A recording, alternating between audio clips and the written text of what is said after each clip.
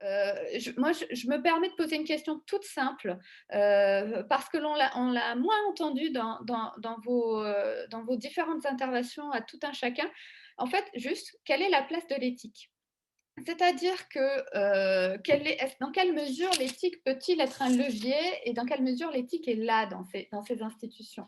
On a beaucoup entendu dans les différentes interventions, forcément, hein, ça paraît évident, les enjeux politiques, les enjeux de régulation, les problématiques pratico-pratiques de financement, de moyens, de budget, de difficultés d'action. Donc on s'est vraiment aussi concentré sur les paramètres de cette action et ses difficultés.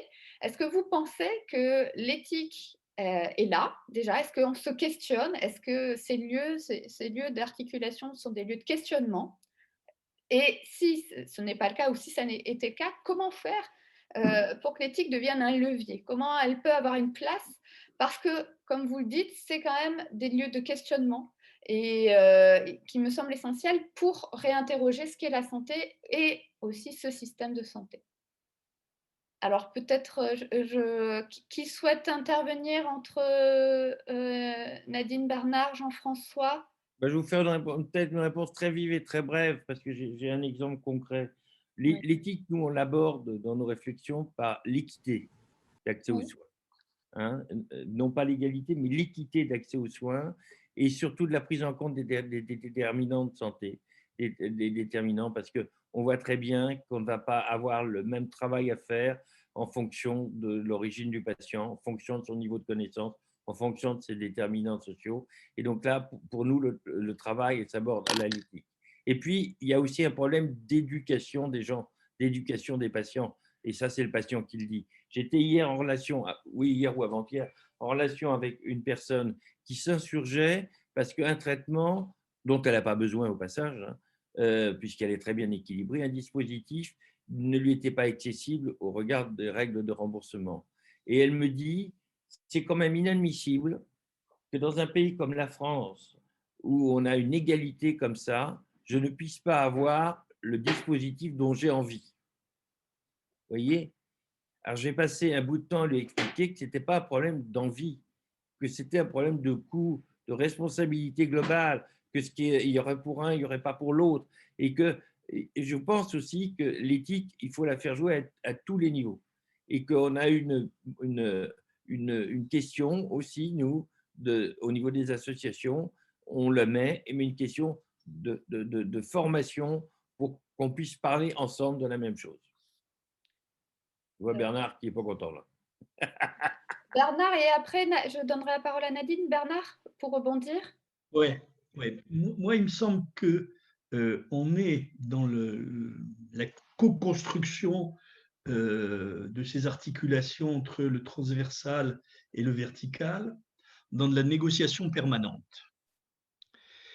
Et moi, je pense et je maintiens, et j'essaye, hein, ça ne veut pas dire qu'on ne se plante pas de temps en temps, eh ben, on n'a pas le choix, on est obligé d'aller à la négociation, mais dans la négociation, il ne faut pas oublier qu'on défend des valeurs et que ces valeurs, c'est les valeurs fondamentales, c'est le sens même de notre démarche et qu'il ne faut pas les piétiner. Et pour nous, ces valeurs, c'est les déterminants de la santé, c'est la lutte contre les inégalités territoriales de santé, c'est la lutte contre les inégalités sociales. Et c'est ça, c'est ça qui donne sens. Et que ce sens, eh ben, on ne peut pas se donner le droit de mettre des coups de canif dans ces contrats-là, une espèce de contrats moraux avec nos principes éthiques, et que c'est ça qui fait que notre démarche a du sens. Merci Bernard. Nadine, peut-être? Et justement, pour rebondir, justement, est-ce que ce sens, on le retrouve dans les contrats locaux de santé que vous avez pu évoquer, ou est-ce que les impératifs fonctionnels ou les impératifs politiques prennent le pas et oublieraient ce sens, peut-être? Oui, non, je suis tout à fait d'accord avec ce que viennent de dire M. Thébault et M. Elgozi sur l'idée que ce qui est au centre de la réflexion, ce qui est éthique pour moi, par exemple dans les outils comme les contrats locaux de santé, c'est de mettre en route une démocratie en santé. Je corrige, parce que l'idée à un moment donné, c'est qu'il faut remettre une délibération collective autour de ces questions de santé qui sont éminemment politiques, mais pas seulement. Elles sont sociales, elles sont historiques, etc. Et donc moi, il me semble qu'effectivement, cette question de la démocratie en santé et de la lutte contre les inégalités sociales de santé, pour avoir publié un ouvrage avec Thierry Lang là-dessus, sur la question que ces inégalités sociales de santé et territoriales, on les connaît, les travaux le montrent depuis longtemps, mais il faut sans cesse rappeler, et entre autres, comme je travaille pas mal avec l'Agence régionale de santé, pour leur dire que les inégalités, ce n'est pas que de la précarité, c'est aussi un gradient social et qu'à tous les étages et à tous les niveaux, il faut se préoccuper de ces déterminants sociaux de santé. La santé ne peut pas apparaître comme étant un monde en lui-même clos de toutes les autres politiques publiques, qu'elles soient de transport, d'éducation, etc. Je suis d'accord avec ça, et les contrats locaux de santé, ils cristallisent toutes ces questions en même temps, en y ajoutant les questions territoriales, bien sûr, qui sont très, très importantes. C'est-à-dire la question de la proximité, qui apparaît comme étant un élément clé de cette délibération possible entre acteurs qui veulent bien délibérer, quoi. Voilà, c'est mon point de vue. Je ne sais pas si ce n'est pas définitif, mais c'est mon point de vue actuel. Merci. Peut-être, du coup, je peux laisser la parole aux questions du chat. Anne-Caroline, est-ce que tu as pu relever quelques questions? Oui. Oui, bonjour, bonjour Alexia, bonjour à tous. Alors, j'avais relevé 3 questions, mais peut-être que les personnes qui les ont posées souhaitent les poser eux-mêmes à l'oral. Il y avait notamment la question de Madame Courty, je ne sais pas si vous êtes toujours en ligne, sur le fait que les systèmes de santé soient passés d'une logique globale à une logique plus gestionnaire. Est-ce que vous voulez poser votre question directement? Non. Oui, pardon. Je vous en prie, allez-y. Écoutez, je suis un peu, j'ai pas trop l'habitude de parler à travers des outils comme ça, et ça rejoint un peu ce que disait Monsieur Thébault tout à l'heure sur l'inhibition qu'on peut avoir dans des grands rassemblements. Ici, c'est virtuel, mais c'est aussi, c'est toujours un peu délicat de prendre la parole comme ça. Et c'est vrai que je suis... Alors, j'ai moi aussi un parcours assez atypique et long, et donc du coup, j'ai ma vision globale, et puisque j'ai travaillé avec des sans-domicile pendant très longtemps, plus de 10 ans, en recherche-action sur le quartier de Nanterre et Saint-Denis. J'ai par ailleurs d'autres fonctions actuellement pour interroger les questions de l'éthique, et notamment et là, j'avais une question qui était en suspens, c'était de savoir comment on prend en considération la question de l'éthique, par exemple dans les camps de migrants, puisque ces questions-là, au niveau international, se posent. Et aussi, donc, j'ai posé la question de savoir quelle était la vision qu'on pouvait avoir entre l'articulation de la vision gestionnaire à travers l'OCDE, puisque maintenant le système de santé est passé de l'OMS à l'OCDE. Et donc, voilà, c'est toutes ces questions qui sont un peu en ébullition, et donc, veuillez m'excuser si elles ne sont pas très organisées dans ma tête quand je les pose, mais voilà, il y a tout un pan de questionnement qui pour moi reste en suspens, et j'aimerais bien avoir un retour des uns et des autres là-dessus. Merci en tout cas de donner la parole. Mais, qui souhaiterait rebondir? Il y a 2 questions dans une, 2 questions très différentes, le lien entre éthique et santé des migrants, et puis du coup la dimension gestionnaire qui prend le pas de plus en plus au niveau territorial, et qui du coup questionne aussi la possibilité d'un questionnement éthique, d'une réflexion éthique. Entre Jean-François, Bernard, Nadine, est-ce que vous souhaitez répondre? Sur la précarité. Ah, excuse-moi, Bernard. Vas-y, Jean-François. Bon. Sur la précarité, c'est un très bon sujet de dilemme éthique sur la précarité. On fait une action de prévention primaire sur la précarité, sur l'alimentation. Et Donc, on a un partenariat avec les petits frères des pauvres. On va rejoindre aussi avec Emmaüs, avec les Restos du Cœur dans certains endroits. Et on se rend compte que quand on va faire donc, on a deux types d'actions. On a d'abord le dépistage des diabétiques qui sont, voilà, bon, ça c'est une action banale.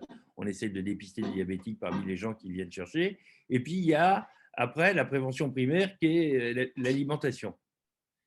C'est quand même un problématique extrêmement difficile d'expliquer à des gens qui ont des très faibles revenus: ne bouffez pas trop de patates, ne bouffez pas trop de riz, ne bouffez pas trop de pâtes, ne bouffez pas trop de sucre, ne mangez pas trop de produits gras parce que ce n'est pas bon pour la santé.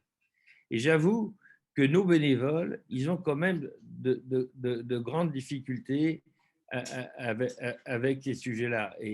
Et une petite anecdote, l'une d'entre elles qui travaille avec moi au quotidien me dit: mais quand je me rends compte de ce que je faisais, quand j'étais en tournée par exemple, à la fin, je donnais les 15 pains de chocolat à la même personne en disant: voilà, profitez-en. Vous voyez, c'est bon, on se trouve dans des. Bon, je sais pas. Ouais, il y a des priorités et des stratifications. Et j'avoue que nous, en termes d'aide aux précaires, autant on est à l'aise quand on a des diabétiques qui sont précaires pour les aider, autant quand on nous demande d'aller faire de la prévention primaire au Resto du Cœur de précarité, à part de conseiller plutôt des soupes aux légumes que des soupes aux patates, on est en grande difficulté. C'est vrai qu'on a besoin d'une formation, nous aussi, sur ce sujet. Et c'est pour ça que c'est très important que les associations et les structures de formation qui permettent de bien former les bénévoles qui participent, pour ne pas dire n'importe quoi, et pour faire les bonnes actions. Ouais, j'y vais. Moi, je n'ai pas de réponse, bien entendu, mais une réflexion annexe et complémentaire. 2004, la T2A change la logique de gestion des hôpitaux, qui passe d'une logique de réponse aux besoins de santé des populations à une logique de gestion des flux financiers. Point barre. Voilà, voilà où on en est. Et ça date de 2004.